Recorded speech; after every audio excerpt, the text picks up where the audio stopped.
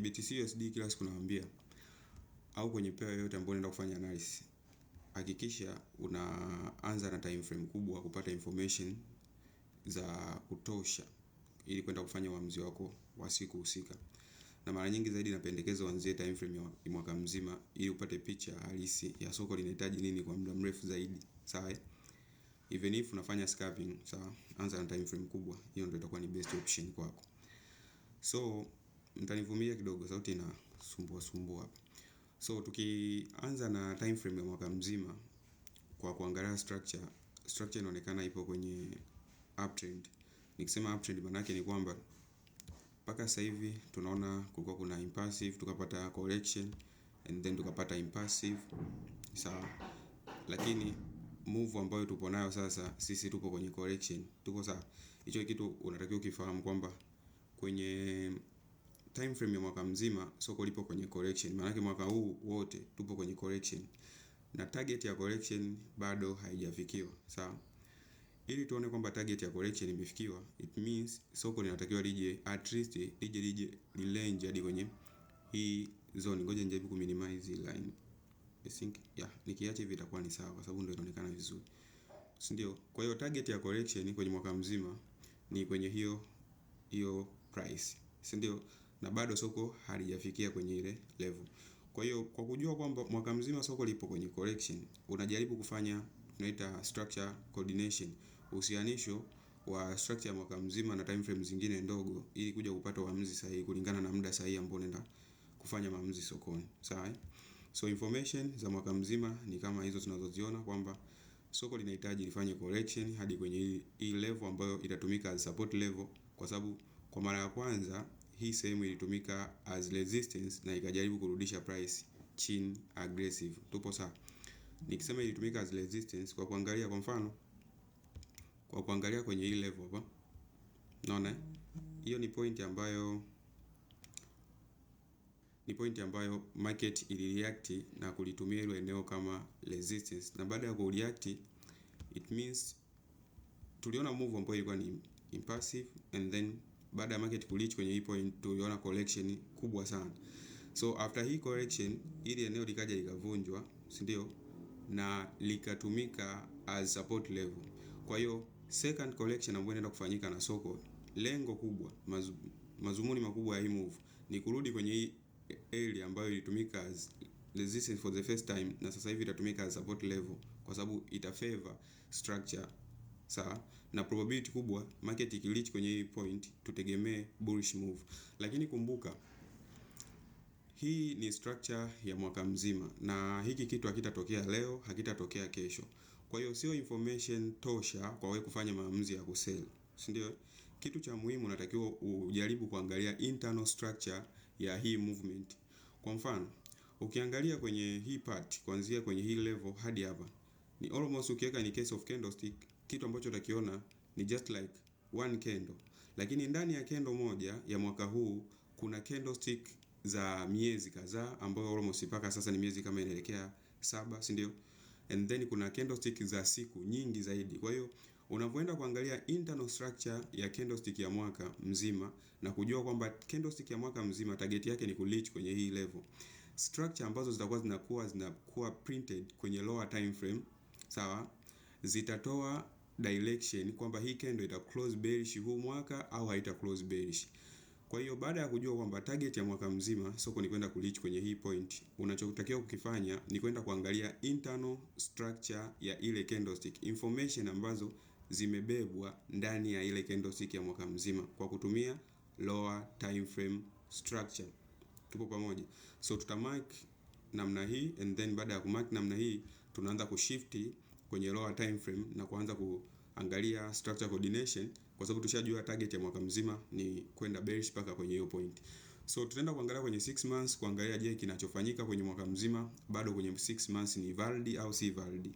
Tukiangalia kwenye 6 months time frame, kile kinachofanyika kwenye mwaka mzima kipo valid kwa sababu bado ule uwezekano wa price kurudi chini upo pale pale hadi kwenye 6 months.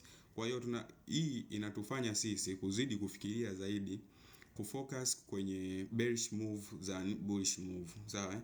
Tukumbuke kwenye forex trading tuna base na probabilities. Sasa unatakiwa angalie high probability imegamia sehemu gani, na time frame kubwa ndio ambazo zinabeba direction, si ndio? Kwa sababu structure ya time frame kubwa ndio itakupa direction sahihi, na tukumbuke structure inatengenezwa na mkusanyiko wa candlestick nyingi, so combination za candlesticks zina create kitu kinaitwa nini? Structure, si ndio? Kwa structure ni direction sahihi. Kwa sasa hivi bado tuna focus, tunajua kwamba nani target ya mwaka mzima ni kureach kwenye hii point ambayo nimeimark hapa, si ndio? Sasa tunaenda kuangalia internal structure inaruhusu ile candle ku close bearish kwenye hii point, sawa? So tunapoenda kufocus na internal structure, tunaangalia ile downtrend, kwa sababu huku kwenye 1 year utaona ni candle moja, lakini ukifika hadi kwenye time frame like daily time frame utaona ni structure ambayo ni downtrend. Je, ile downtrend ina continuation au haina continuation? Tupo sawa? Sasa tutaendelea hapo, tunaendelea kuzidi kuangalia kwa undani zaidi mpaka tumefika hapa kwenye 6 months. Bado tunaona soko lina uhitaji wa kwenda kugusa kwenye ile point, na hakuna any support level ambayo inaweza kufanya hii price ikageuka. Yani make sure ukiona trade kitu ambacho unakiona, si kitu ambacho unakifikiria, sawa eh? Kwa hiyo mpaka sasa hivi tumeona kwamba soko bado lina uhitaji wa kuja chini, si ndio? Okay, tuko pamoja. Soko lina uhitaji wa kuja chini, unaona? And then kwenye hii point there is no any support level apart from hii point ambayo ilitumika kwa mara ya kwanza kama resistance. Kwenye move ipi? Kwenye hii hapa previous move ambapo soko lilikuwa lina trend kwenda up kwenye hii hapa point. So hakuna point nyingine tofauti na hii. Maana yake hapa soko litapita free. Na siku zote soko kwenye likiwa linapita kwenye sehemu ambayo ni free, huwa halijaribu kuruhusu buyers kutake advantage. Kwa sababu kwa mfano, let's say labda kwenye hii move ambayo ilikuwa ni correction, ili kumuona buyers ametake advantage, maana yake utaona correction inafanyika kama hivi, hata kidogo correction, hata kidogo tu buyers utamwona anajaribu kutake advantage. But ukiangalia kwenye hii move there is no any chance ya buyers ambao wamepewa, ni sellers wako full kurudisha price chini, si ndio? Kwa hiyo probability kubwa ni market kureach hapo, na hii ni 6 months time frame. Tunazidi kupunguza taarifa mdogo mdogo mpaka pale ambapo tutajua kwamba siku husika ya leo opportunity ni ipi, au we have to wait for best opportunity, si ndio? Hicho ndio kitu cha muhimu zaidi. So tunazidi kuangalia internal structure. Tutaenda kwenye 3 months pia. Kwenye 3 months bado tuna focus na kuangalia internal structure tu, yani ni information ambazo zimebebwa na 1 year target. 1 year target ni kurudi hadi kwenye point. Tukiangalia kwenye 3 months, ukijaribu kuangalia kwa uzuri kabisa hapa, si ndio? Unaona, ukijaribu kuangalia kwa uzuri hapa ni kwamba kwenye point hii hapa, kuanzia kwenye hii level hadi hapa, hii ilikuwa ni clear uptrend, sawa, ambayo ni impulsive move from higher time frame ya 1 year. Hii ilikuwa ni clear uptrend. Kwenye hii uptrend ambayo ilifanyika, sawa, ukijaribu kuangalia kwa uzuri kwamba hii uptrend ilikuwa ina some correction ya sellers. Maana yake sellers walikuwa wanapewa pia advantage ya kuonekana, si ndio? Unapoenda kuangalia mfano, yani structure hazitofautiani sana na candlestick. Structure tu ni kiwakilishi cha either buyers au sellers. In case kama soko lina trend kwenda juu, maana yake according to structure buyers yupo strong. Soko nani structure ikiwa na trend kwenda chini, maana yake tunamwona sellers yuko strong according to structure. Kwa hiyo buyers and sellers tunaona according to structure, according to candlestick. Na kwenye wingi au uchache wa wale buyers ni according to structure imechukua muda upi. Mfano kama trend ni ndefu sana, maana yake tunasema kwamba buyers wame take advantage kwa kiasi kikubwa kupandisha price. It means kama candlestick ina volume kubwa, tutasema kwamba yule, kama ni candlestick ya buyers, tutasema kwamba wale buyers au sellers walikuwepo strong. Kwa hiyo kumtambua buyers au sellers ni kuna njia mbili, muonekano ambao ni structure, na kitu kingine tutamtambua according to candlestick. So hapa tuna base na structure kwanza. It means ukiangalia general structure ya hii movement ya Bitcoin ilikuwa ni uptrend. Hii ni general structure. Lakini sisi hatuwezi kutrade na the whole general structure. Tuna trade na portion ya hii structure. Tupo sawa? Kwa hiyo tukiangalia hapa, hii 3 months time frame, soko linafanya correction ambayo ni uhitaji wa 1 year time frame. Na tunaona kuna some point ambazo tulifikiri kwamba zitabidi respected. Kwa mfano, kuna hii point ambayo ilitumika as support level kwenye previous move before hii correction kufanyika, lakini kwenye hii correction hii point haikuwa respected. Maana yake ni nini? Kama hii point haikuwa respected, inaonyesha kwamba sellers wapo strong. Yaani hizi point ambazo tulitegemea market itareact hata kidogo kwa kufanya some pullback na kadhalika, lakini zinavunjwa kana kwamba hazionekani. Maana yake ni kwamba hizo pointi na ni hii movement ambayo inafanyika sasa hivi ni aggressive bearish move na ambayo hairuhusu buyers kutake an advantage. There is no any pullback mpaka ilipofika hapo. Tupo sawa? So ambacho nataka ukifahamu ni kwamba soko limekaribia sehemu gani. Hicho ni kitu ambacho nataka ukifahamu. Na tukiangalia ni kwenye hii high ambayo ipo hapa, si ndio? Ndio soko lipo near kwenye hiyo point, limekaribia kwenye hiyo point. Kwa hiyo sisi bado tu tunajua kwamba soko uhitaji wake ni kufika kwenye point ya 46 I think 46 hapa 200. That is target ya 1 year, lakini mwaka hujaisha, si ndio? Na kendo bado ina move. Hii ni taarifa tosha kwamba kuna probability kubwa sana huu mwaka tuka close bearish. Tupo sawa? Kuna probability kubwa sana huu mwaka tuka close bearish. So tunazidi kufocus na internal structure kuangalia kama tunaweza kupata advantage ya kuendelea na hii move, na ili kutake advantage tutajaribu kuspot hii move ambayo ni aggressive, ambayo haituonyeshi any information kwa sababu ni almost soko linafanya correction ambayo ni aggressive without kuonesha some retracement. So tutashift kwenye monthly time frame kuangalia internal structure ya 3 months time frame. Ukirudi kwenye 3 months time frame, unachokiona hauoni any information kwamba wapi ni sehemu sahihi ya kutake advantage again, si ndio? Kwa sababu unaona soko tu lina drop. Lakini ukienda kwenye monthly utaona undani wa ile move ya 3 months. Na tukija kwenye monthly time frame, unachokiona ni kwamba soko tayari lishafanya correction kwenye hii move. Na correction ambayo naiongelea ni hii hapa. Correction ambayo tayari soko lishaifanya, maana yake ilifanya correction hii, si ndio? Na sasa lipo kwenye impassive. Impassive move ni move ambayo ipo sawa na uhitaji wa target ya mwaka mzima. Soko linahitaji liende chini kwenye ile correction yake, si ndio? Kwa hiyo hii move ni move ambayo ipo sawa, haipo opposite. Maana yake ni kwamba unapoenda kutrade kwenye hii move, make sure at least una focus na direction husika. Soko linahitaji kipi kuliko kwenda opposite na ile movement. Of course utaguswa stop loss, lakini fanya kitu ambacho kinakuwa sahihi kulingana na uhitaji wa huo muda. Tupo sawa? Lakini pia nitawaelekeza tu kwenye kesi ya kutrade pullback na kadhalika. Sawa? Lazima tutaelekezana kwamba ukiona kuna advantage fulani unaweza kutake it out. So mpaka sasa hivi tunaona ni point ambayo soko lina face with ni kwenye hii point ambayo ilitumika as support level kwa hii previous move. Kwenye hii point ilitumika as support na soko ndo lina focus kwenda kureach kwenye hiyo point. Tupo sawa? Near.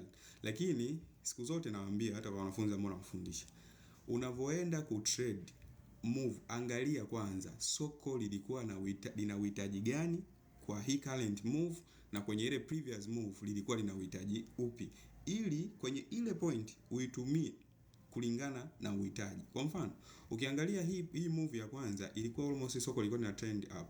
It means hizi point ambazo market ilikuwa na react, mfano kwenye hiyo point ambayo ipo near kwenda kuguswa, ni point ambayo ilikuwa ina favor kupush price kwenda juu. Lakini sasa hivi soko limefika at the same point, halita favor kupush price kwenda juu, lina favor kwenda chini. Maana yake hii point usitumie the same way kama ilivyotumika hapa. Unachosubiri, ambacho unatakiwa usubiri hapa ni market ifanye break ile eneo ili upate continuation ya kutrade na hiyo movement. Sawa Lakini monthly time frame haitoshi kufanya uamuzi, pia tunatakiwa tu shift kwenye lower time frame kupata internal structure ya monthly time frame. But information from 1 year tuko bearish, monthly tuko bearish. Kwa hiyo probability kubwa inaegemea kwenye kusell zaidi ya kubuy. Sawa? Lakini unatakiwa ujue point gani ya kubuy, point gani si ya kubuy. So tukienda kwenye weekly time frame, tukiangalia internal structure ya monthly time frame, tunaona tayari pia kulikuwa kuna collection ishafanyika. Pia kwenye monthly kama mlivyoona kulikuwa kuna hii collection. Monthly imefanya hii hapa collection. Collection iliyofanyika na monthly ni hii, tuliona buyers wametake advantage. And then tukienda kwenye weekly time frame tunaona kuna collection tayari ishafanyika ambayo ilikuwa ni, ngoja nijaribu kukitoa ili kisije kanisumbua baadaye. Jaribu kudelete hiki. Okay, so ukienda kwenye weekly time frame same, kuna collection ishafanyika na market ipo kwenye impassive, same direction na uhitaji wa time frame ya mwaka mzima. Ishafanya correction, ipo kwenye impassive. So kwenye hii move, hii wiki, huwezi kufikiria kubuy, sawa? make sure ukiwa na buy hapo jua una trade nini, pullback. Na kutrade pullback unatakiwa uangalie internal structure tena ya hii time frame ya weekly, kwa sababu let's say ukiweka candlestick utaona tu ni candle moja ambayo tunaweza, hii ni decision candle iliyo decide kulitoa soko kwenye consolidation. Hapa soko lilikuwa kwenye indecision kwa sababu lilikuwa lina consolidate, sawa. So decision candle ni hii wiki ambayo soko limedecide kutoka kwenye hii nini, consolidation. Hapa ilikuwa kwenye indecision, so our decision candle ni hii wiki. Tupo pamoja? Na siku zote soko likisha decide huwa linarudi kidogo kwenye hii point ya karibia near to opening price ya hii decision candle ili iendelee na movement yake, sawa. Lakini pullback si guarantee zitokee, sawa. Na kujua kwamba pullback inatokea namna gani, maana yake tunaenda kuangalia internal structure ya hii bearish candle ambayo tupo nayo sasa hivi. So tutamark namna hii kuangalia, je, tunaweza kupata kutrade hizi pullback. Kwa hiyo tutamark hii candle yetu moja, tuna shift kwenye lower time frame kwa sababu kwenye lower time frame hakutakuwa na candle moja, kutakuwa kuna structure. Kwa hiyo information ya ile structure ni matokeo ya closing price ya hii wiki. Kwa hiyo information ambazo tutazipata kwenye internal structure ya candlestick ya wiki ita define kwamba hii wiki ina close bearish au ina close bullish, the same way tulivyoangalia kwenye 1 year time frame. So tutarudisha line chart kama hivi and then tutashift kwenye daily time frame kuangalia internal structure ile candlestick, na tukifika huku kwenye daily time frame kwa kufocus na ile internal structure, tunaona soko lishafanya minor pullback as you can see here kwenye hii kwenye daily time frame kuna hii pullback ambayo imefanyika. Soko limekupa aggressive impulsive and then limefanya ki pullback. So ili tu confirm kwamba soko lina continue, maana yake ni break hii low ambayo limecreate kwenye daily, na maana yake ni kwamba weekly time frame kutakuwa hakuna uhitaji wa kufanya pullback kwa sababu pullback imefanyika within internal structure ya weekly candle. Tupo pamoja hadi hapo? Tunaelewana mpaka hapo? Mpaka hapo mnajaribu kunipata? Hii ni simple analysis but itakusaidia wewe kuepuka kufanya makosa kwa sababu unatoka na information from higher time frame hadi kwenye lower time frame na kufanya uamuzi ambao unakuwa ni best kwa upande wako. Mpaka hapo tumeelewana? Mpaka kwenye daily. Okay. So hii move maana yake unatakiwa ujue kwamba leo soko linataka nini. Leo maana yake leo soko linahitaji tu liguse hii point ambayo linatakiwa liguse ni hapa chini. That is simple. Kwamba soko linahitaji fanye liguse kwenye hiyo point. Sasa ili kujua kwamba of course soko nataka naona limekaribia kugusa kwenye hiyo point. Unapoenda kutake advantage hapa, unatakiwa ujue kwamba risk to reward. Una risk kiasi gani na target yako ni ipi? Sasa kuna baadhi ya setups zinakuwa zipo valid lakini si valid kwa upande wako kwa sababu unakuta maybe target yake ni ndogo sana tofauti na wewe una target nini.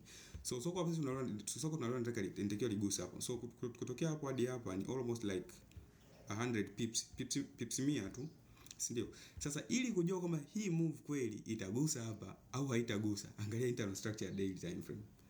Sasa tutamaki hapa na tuenda kwenye lower time frame kuangalia kaka move kweli kanaendelea hadi hapa au ni just like soko linatudanganya then lije lirudi likachukua entry ya weekly above huko, si ndio?